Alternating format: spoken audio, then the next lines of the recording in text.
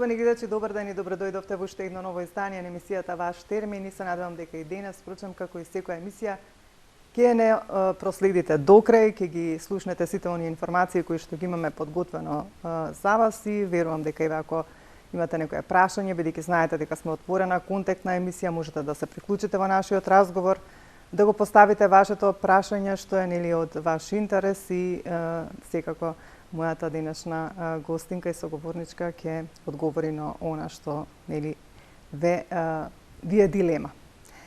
Денеска одлучивме да поразговараме малку за деменцијата како проблем, како болест кој што обично некаде се појавува после 65-та година, иако можеби во некои исклучителни случаи почнува и пред 65-та година, меѓутоа тогаш некако се нарекува почетна фаза на деменција. Меѓутоа, што представува деменцијата, каква деменција постои, како се диагностицира, како оди потоа нели третманот на болеста и сите оние работи кои што треба да ги дознаете во врска со оваа тема. Денеска ќе поразговараме со професор доктор Драгана Петровска, која што е специјалист невролог и не доаѓа од клиниката за неврологија, нели од Државната клиника за неврологија.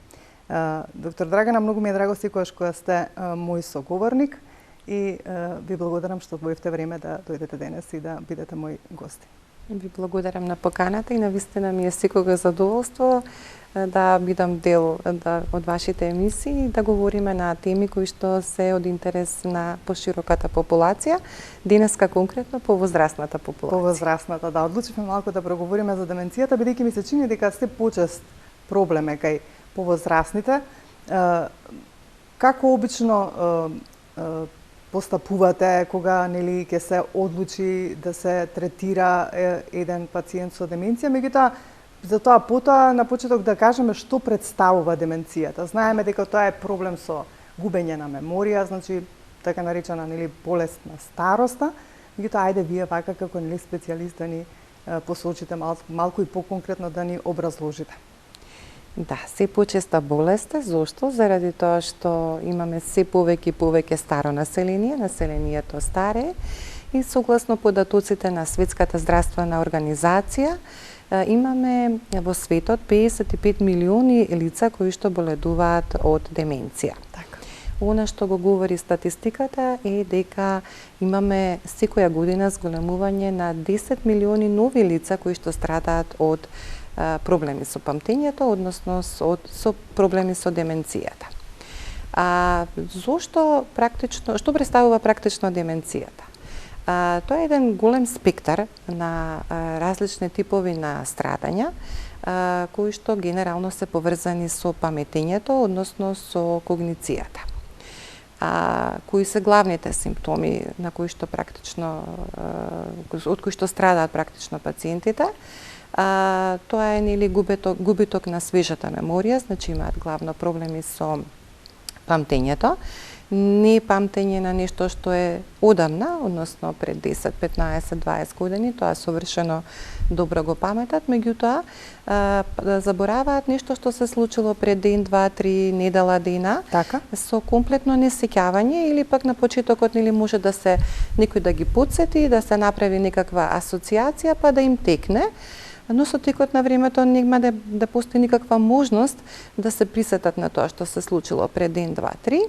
Покрај паметењето имаме и други проблеми, значи може да имаат проблеми на план на говорот, проблеми на план на разбирање на информации, значи збориме за едноставни информации, не збориме за некои сложени содржини, имаат проблеми во однос на непрепознавање и губиток во просторот, значи нешто што им е, да кажам, секојдневна релација, движење до продавница, движење до сосед, до некоја, нели, тука и децата и така натаму, одеднашка просторот да им стане непрепознатлив, да се изгубат во просторот, да ги фати паника и да не можат нели воопшто да се снајдат каде тргнале, каде се наоѓаат и така натаму. А потоа имаат проблеми со расудувањето, проблеми со размислувањето и еден од пораните знаци исто така може да биде и едни промени во однос на расположението. од весели комуникативни луѓе да станат затворени луѓе, асоцијални, да не сакаат да комуницираат со пријателите, со другарите, или пак ако оделе во пензионерските домови, да едноставно немаат повеќе волја, да се повлечат во себе, да станат депресивни и уште други многобројни споредни знаци. Реков дека е еден голем чадор, спектар на различни типови, а она што ти е најзастапено е секако Алцхајмеровата деменција или Алцхајмеровата болест. Да, скоро беше и одбележувањето на неделата на Алцхајмер. Така е. Тоа е, да кажам, најзастапен тип на деменција и најлошо, да кажам, прогностичка заболување. Во основа може да имаме генетска предиспозиција и имаме познати семејства каде што, да кажеме, се јавува ова заболување и нели препорачливо е членовите на семејството, односно наследниците, помладите членови да прават тестирања со цел да се преземат мерки на превенција, не да се спречи развојот на болеста, но да се одложи временски развојот на самото тоа заболување. Во основата на ова заболување имаме едни патолошки процеси, патолошки состојби, протеини, кои што се таложат на ниво на мозокот. Тоа е алфа-синуклеинот и уште едни неврофибриларни клопчиња кои што практично еве да кажеме едноставно кажано го прекинуваат пренесувањето на информациите од една нервна клетка на друга нервна клетка. Како резултат на сето тоа, ќе се појават токму овие проблеми, односно ќе се појават проблеми на план на памтењето. Она што е специфично, за да не ги исплашиме сите слушатели наши, значи има голема разлика помеѓу оваа патолошка, да кажеме, деменција и старечка деменција. Старечката деменција е нешто од кое што не можеме да избегаме. Едноставно и сите се суши кората на мозокот, забораваме. Така е и обично тоа се луѓе кои што се загрижени. Значи самите пациенти кои што имаат старечка деменција се загрижени и бараат помош. Јас почнав да заборавам, помогнете ми. А за разлика од патолошката деменција, каде што они честопати и кавгаџиски ни доаѓаат на преглед, не знам што ме носат моиве, тука кај вас, јас сум добра, здрава особа сум. И они физички се здрави, меѓутоа во однос на памтењето не се здрави и целата фамилија е избезумена, бидејќи увидуваат дека нешто ненормално се случува, заборава однесувањето, променето, повторуваат, например, во недостаток да го изнедат адекватниот одговор, го повторуваат прашањето и они немаат воопшто критичност дека нешто се случува на план на нивното паметење, односно на планот на нивната когниција. И да не ги вадиме од памет гледачите, имаме и реверзибилни деменции. Затоа обично пред да почнеме да истражуваме во правец на патолошките деменции, и сме правеле голем број на едукации кај матичните доктори, пожелно е да се направат скрининзи, бидејќи видов и интересно сте не поврзале со анемиите, со прилогот, потребно е да се направат одредени анализи од страна на матичните доктори.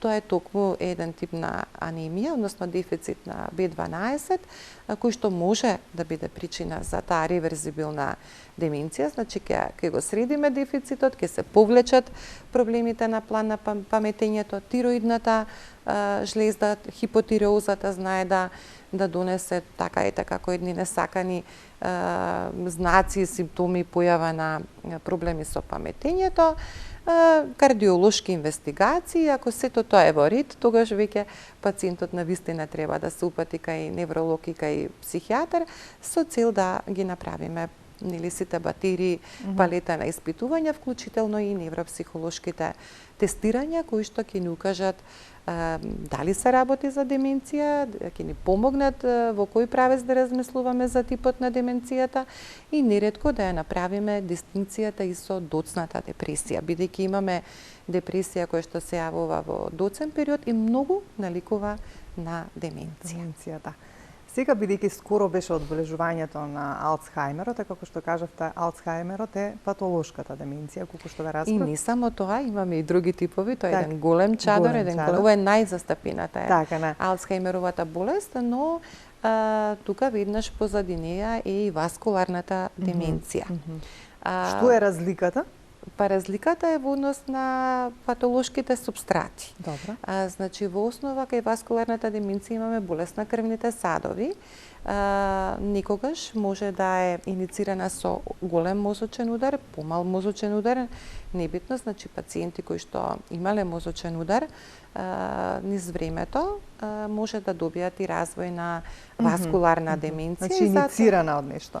Да, но никогаш може да биде иницирана и од болест на малите крвни садови, кога кај пациентите се јавуваат неми мозочни удари или мали мозочни удари кои што поминуваат без некоја видлива секвела како што е големиот мозочен удар, и практично појавата на проблемите со заборавање, однесување, расудување, губење во простор да бидат првите знаци дека имаме првите знаци кои што нели понатака како ќе почнеме да ги испитуваме, ќе сватиме дека е практично во основа болест на крвните садови. Има и други типови.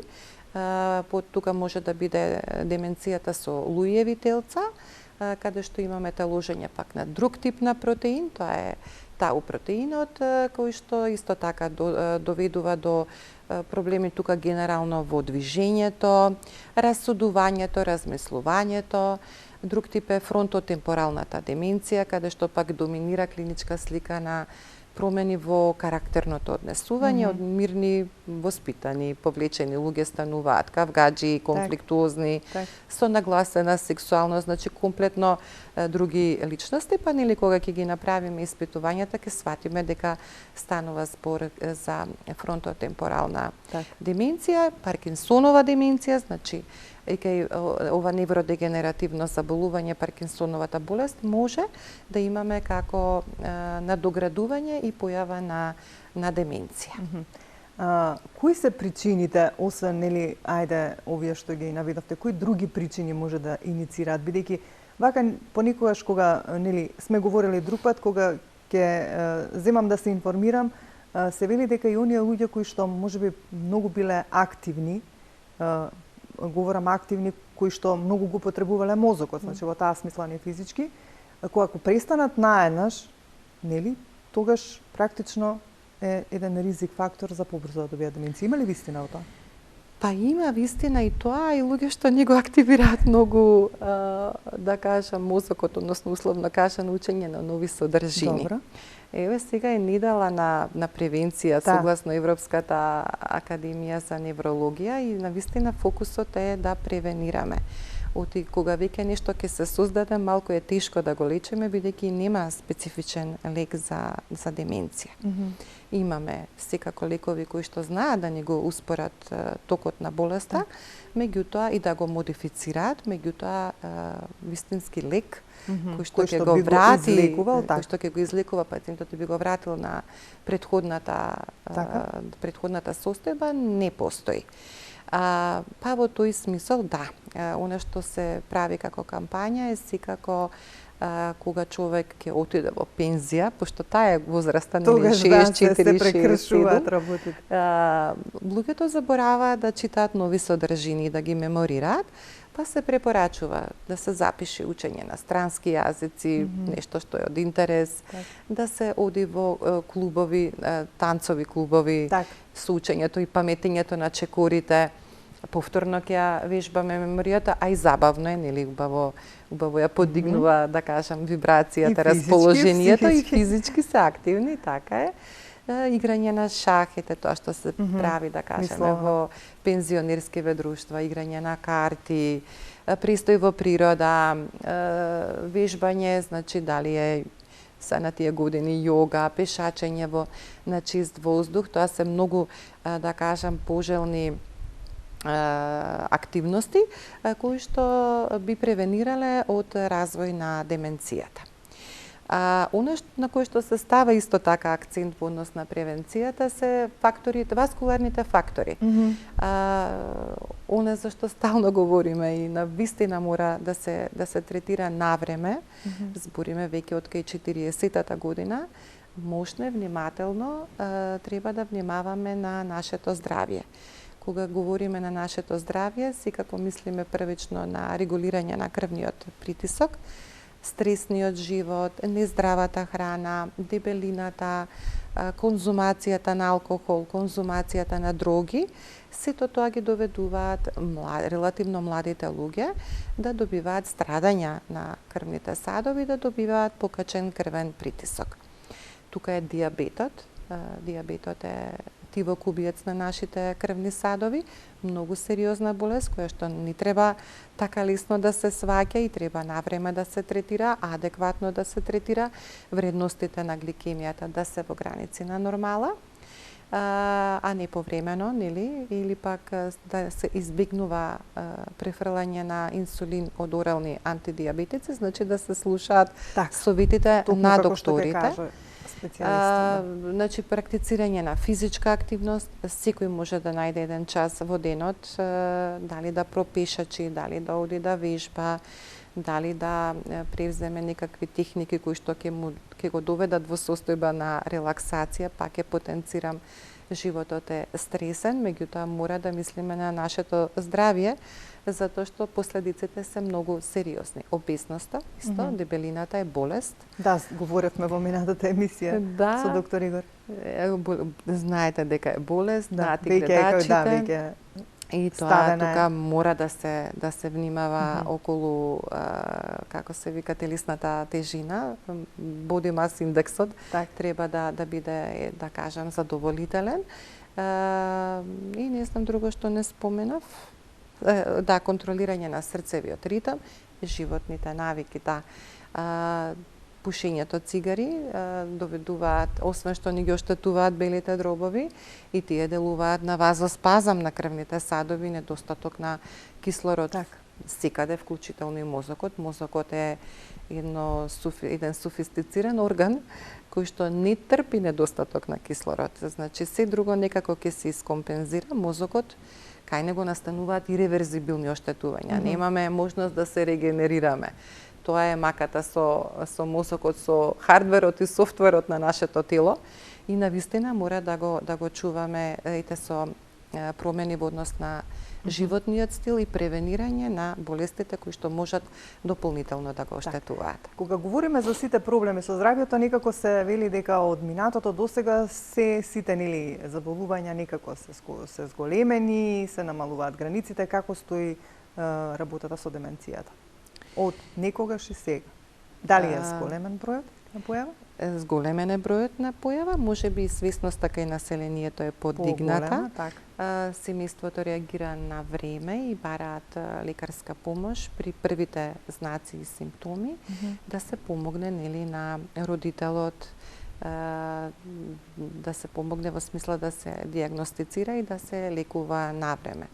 Во однос на возрастната граница, генерално е болест на повозрастната популација, меѓутоа имаме и помлади пациенти кои што страдаат особено од Алцхаймеровата деменција. Тоа значи па и васкуларната деменција, бидејќи тука ни се пред 65 им си па да, со оглед дека некако си ни е помистено после ковидов. Затоа и прашав, да. Си ни е помистено и да, се повеќе гледаме помлади лица, за жал. Ајде ќе проговориме само за диагностиката, па ќе се одмориме малку со прилогот за анемија. Како оди диагностиката? Кажавте за некои тестови кои што се прават, кога ќе дојде кај вас еден пациент, се сомневаат дека или боледува од деменција, што преземат? Ја ќе по етапи на диагностика, бидејќи поентата ни е да направиме една кампања. Првично, матичниот доктор, бидејќи е главен доктор, тој го следи пациентот со децени, со години, може да ја примети секоја мала промена кај пациентот, треба да го каптира, да осети, да види, да процени дека да, тие секогаш се прва талка за понатаму. Да, а се губи време. Значи, додека да се испита на сите нивоа, интернисти, шетање, ова, губиме време. А нас секогаш ни е времето драгоцено. Има едноставни тестови да се запаметат 3 зборчиња или пак тестот на часовник. Тоа сме ги едуцирале матичните доктори, 5 минути време, толку значи, тие треба првин тоа да го направат како тест. Ако приметат или семејството алармира дека нешто не е во ред, додека да се закаже кај специјалист, знаете, тоа е време, се губи време. Ако веќе нели го направи тестот и процени дека имаме веројатно постоење на деменција, најдобре пациентот што е можно побрзо да се испрати со приоритетен упатци, како кај невролог. Дури и фармацевтите. И фармацевтите некако ни стануваат првата карика. Обично нели одиме во аптека и кажуваме секој месец одиме во аптека, да. Што ние па они ќе посочат на некој начин. Сепак се Поготово возрастните, да. И тука може да се направи тој едноставен тест. Обично го користиме тестот со 3 зборчиња, човек капа врата. Добро. Значи ќе му дадеме доволно време да го запамети, ќе му кажеме запамети го, ќе ти дадам време, запамети го, па ќе се дефокусираме, нели дали матичниот за хипертензијата, дали аптекарот за лековите, и кога повторно ќе го прашаме, нели треба да ни ги повтори 3 зборчиња. А ако запаметил само едно или воопшто ниту едно, тогаш навистина имаме голема индикација дека се работи за деменција.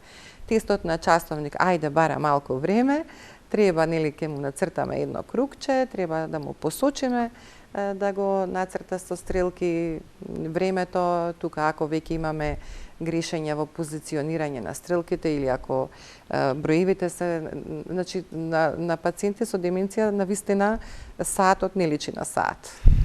Ниту пак стрелките посочуваат дека е времето кое што сме им кажале да го напишат, и тоа е уште една сериозна индикација и треба што е можно побрзо да се испрати кај невролог или кај психијатар со цел да се генерално невролог, бидејќи ние правиме малку поширока батерија на испитување. Ајде тука ќе се одмориме со прилогот за анемија, да го слушнеме и ние во студија и да го слушнат нашите гледачи. Значи, како што знаете, оваа сезона соработуваме со магистар Татјана Павлова, која што е нутриционист, и таа ни подготвува прилози некако поврзани со темата.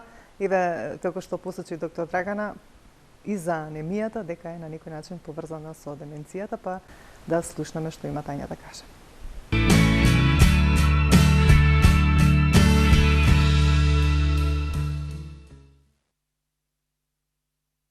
Недостатокот на железо или општо кажано анемија е се повеќе присутна, особено во големите градови и индустриализирани центри.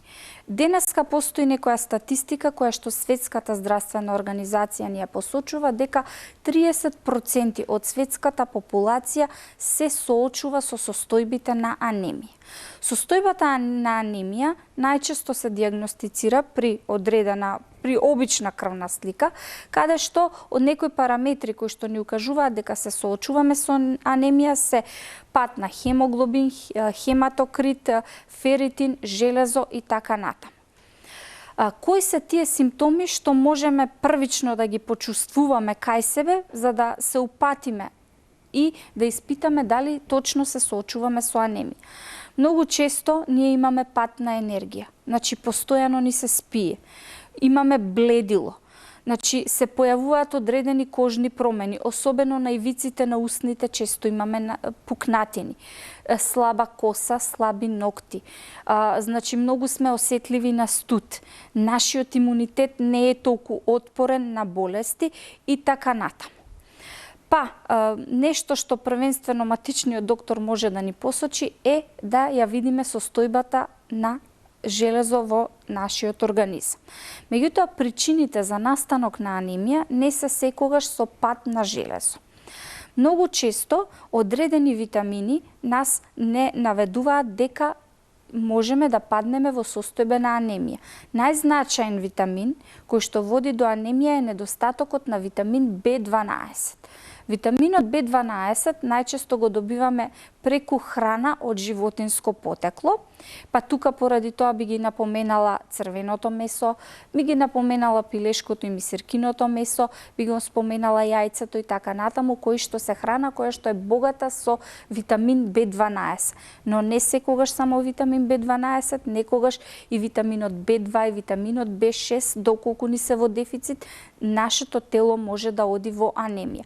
Во овој случај станува збор за ја велиме B12 дефицитарна анемија. Втората категорија е крварењето.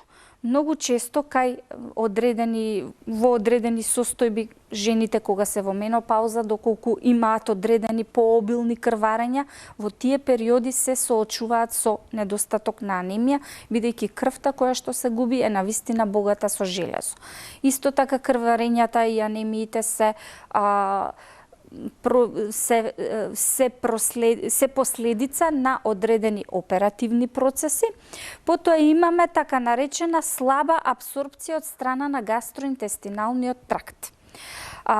Тука би ги споменала состојбите како што е целијакија, бидејќи не постојат цревни ресички и дигестивниот систем сам по себе и цревата не можат соодветно да апсорбираат одредени микроелементи, меѓу кои е железото, и состојбата на анемија едноставно е пропратна.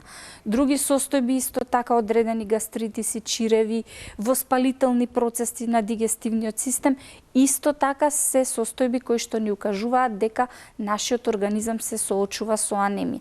Бременоста исто така е меѓутоа тоа е природна појава да се соочуваме со анемија.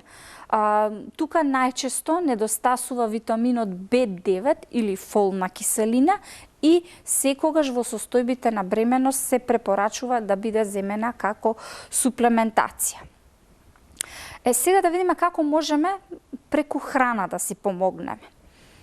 Од нутритивна гледна точка, нешто што нас ни е потребно е голема количина на С витамин и фолна киселина, за да може нашето тело многу подобро да го абсорбира железото. Кога станува збор за храна, ние храната ја делиме на храна богата со хем форма и храна богата со не хем форма. Хем форма најчесто добиваме од храната од животинско потекло. Како што претходно ги напоменавме, месото е одличен извор на храна богата со железо, потоа пилешкото, мисиркиното месо, јајцата, тука би го сврстила и медот. Медот е исклучително храна богата, која што треба да ја консумираме во состојбите со анемија. Особено доколку додадеме некој од мокините билки, како што во народот е позната комбинацијата мед и семе од коприва, би била идеална за апсорбција на железо. Но, како што реков, првенствено треба да имаме подлога, односно доволно витамин С. Па тука веќе би се префрлиле и на намирниците со нехем форма, тоа се намирници од растително потекло. Најчесто, за да добиеме соодветна количина на С витамин, ни е потребна консумација на доволно цитрусно овошје. Значи, тука би ги напоменале сезонските лимони, портокали, мандарини, кои што буквално во овој период од годината треба да бидат застапени во исхраната. Би ги споменале овоштијата кои што се богати со полифеноли, како што се калинките, боровниците, аронијата и така натаму. Лиснатиот зеленчук изобилува со фолати. Па поради тоа секогаш во зелените салати се препорачува, особено кога се соочуваме со состојбите на анемија, се препорачува наместо оцет да се додава лимон, за да можат тие фолати и тоа железо да биде многу полесно абсорбливо, да се изврши многу полесно абсорбцијата на железо и да дојде до крвта. После тоа нас ни е потребно и престојно отворено. Во зимските ладни месеци ние многу често најчесто поголемиот дел од денот го поминуваме внатре во затворени простори, каде што немаме доволно кислород. Поради тоа, кога времето ни барем малку ни дозволува, секогаш се препорачува прошетка на отворено, каде што можеме нашите клетки да ги наполниме со доволно кислород и да не бидат подлога за подобра апсорбција на железото во крвта.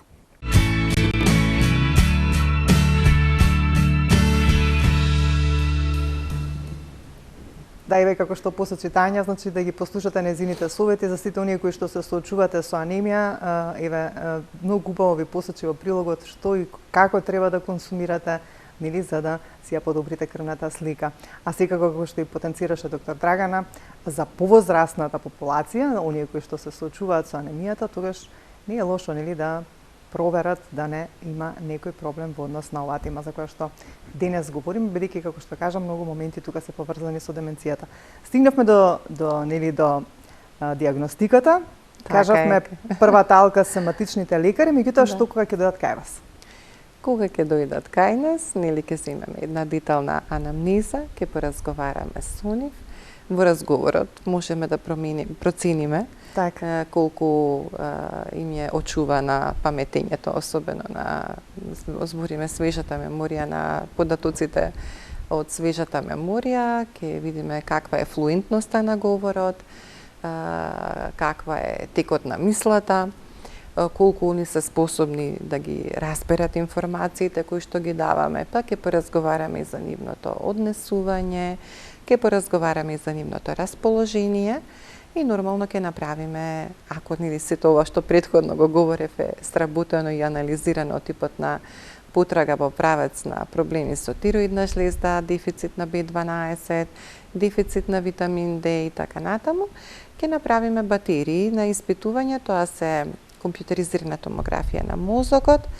Ако таа е во ред, односно нема никакви органски отстапувања, ќе направиме нуклеарна магнетна резонанца, некогаш правиме и дополнителни испитувања на Институтот за нуклеарна медицина и патофизиологија, ако имаме потреба нели да бараме специфични типови на деменција и нормално правиме една голема обемна батерија на невропсихолошки тестирања, каде што детално можеме да процениме какво и колкаво е отстапувањето на план на паметењето. И потоа следува нашата борба. Така, кажавме дека нема некој лек кој што нели ќе го реши ова. Меѓутоа што припишувате ли некои, можеби витамини, можеби некои суплементи, што им давате како терапија практично, освен советите? Да, советите, видите, пристапот е неиндивидуален. Така. Значи, пристапот ќе мора да биде тука и семејството треба да биде вклучено. Семејство, бидејќи они мора да се подготват на тоа што ги чека, а тоа што ги чека не е светла иднина, бидејќи нели пред наши очи за кратко време, 5 до 10 години, ќе имаме комплетно распаѓање на личноста, која што ја знаеме до степен нели да не го препознава своето дете, да е зависно од исхрана, да е зависно од лична хигиена, од движење. Комуникацијата е сведена на минимум до воопшто невозможна. Мора да ги подготвиме каква борба не чека. Специфични лекови, како лек не постои за третман на деменцијата, меѓутоа постојат од Food and Drug Administration, на македонски Агенцијата за храна и лекови, светската, имаме одобрени лекови кои што се даваат во однос на третман на деменциите. Како прв лек на избор е донепезилот. Тој е во 2 дози, 5 и 10 милиграми, со тоа што се почнува со 5 милиграми, веќе наредниот месец треба да се даде полна доза од 10 милиграми. А ако имаме од самиот старт, односно доцна не дошол пациентот, тогаш ќе идеме и со двојна терапија, ако не низ времето ќе додадеме и втор лек, тоа е мемантинот, кој што исто треба да се дава во полна доза од 20 милиграми, постепено се титрира низ 1 месец, со зголемување на дозата по 5 милиграми, секако мал милион суплементи нутритивни, поттикнувачи на мозочната активност, работа со пациентот, значи да не се затвори во домот и само нели да се даваат таблетките, туку треба активности со нив, да им се даваат задачи, да се работи со нив, со цел да нели да ја вежбаме колку што може свежата меморија. Играње карти, шах, раскажување на тоа што го виделе на телевизија, ако се во можност да читаат, нели доволни оние детски насликовници, големи букви, кратки текстови, едноставни реченици, да се прочита па да се потруди да се замолат, да раскажат, да раскажуваат, превенција на ризик васкуларните фактори, пешачење во природа, по можност нели да не се дозволува дневно спиење, бидејќи они често пати имаат инверзија на сонот, дење се поспани, навечер се буди мозокот, па тоа е навистина еден траур за семејството, во немир се претураат по работи, сакаат да искачаат, да се движат по домот, што нели дополнително ги оптоварува членовите на семејството или старателите кои што се грижат за нив. Значи обично навечер добиваат така. Они добиваат така, дења знаат да спијат, значи затоа билеме дневни активности, престој на сонце. Така, да, за да можат пак навечер да спијат. Навечер да спијат, да не направат таа инверзија на сонот. Тоа се да кажеме двата основни лека. Прогнозата нели низ годините не е добра.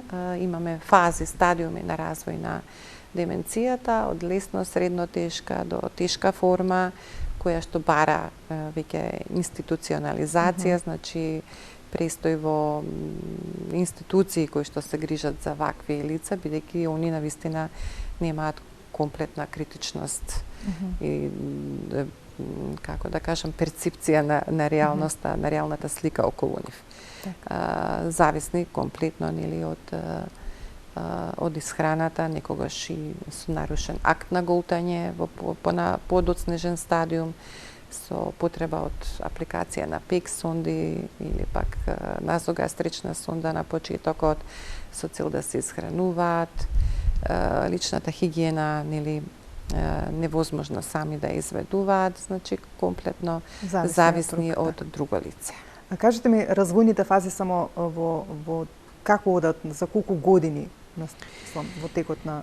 Па да, годините низ 10 години. Од диагнозата обично ретко кога ги фаќаме во фаза кога треба да ги фаќаме. Значи обично подоцна е. Умерени когнитивни нарушувања, обично доаѓаат веќе во вистинска деменција, во фаза на вистинска деменција, лесна или средно тешка, кога мини-ментал скорот е веќе сериозно нарушен, веќе нам, како доктори, ни е потешко да ја менаџираме болеста. И затоа, пак ќе кажам, кампањите ги водиме во правец на подигнување на свесноста кај матичните доктори и аптекарите, да навреме ги препознаат симптомите на когнитивното нарушување кај пациентите, кои што се можни кандидати да добијат деменција, се со цел навреме да почнеме да лекуваме. Секако ќе го успориме текот на болеста. А текот на болеста е 5 до 10 години во зависност од типот на деменцијата. Така. Сега тука некаде сме при крајот, би сакала да ве прашам во однос на она што сте нели како претседател на невролошкото здружение. Се извинувам. Какви се активностите, што планирате, што има ново? Палетата на невролошки болести, знаете, е огромна. Да. Значи, сепак мандатот е завршен.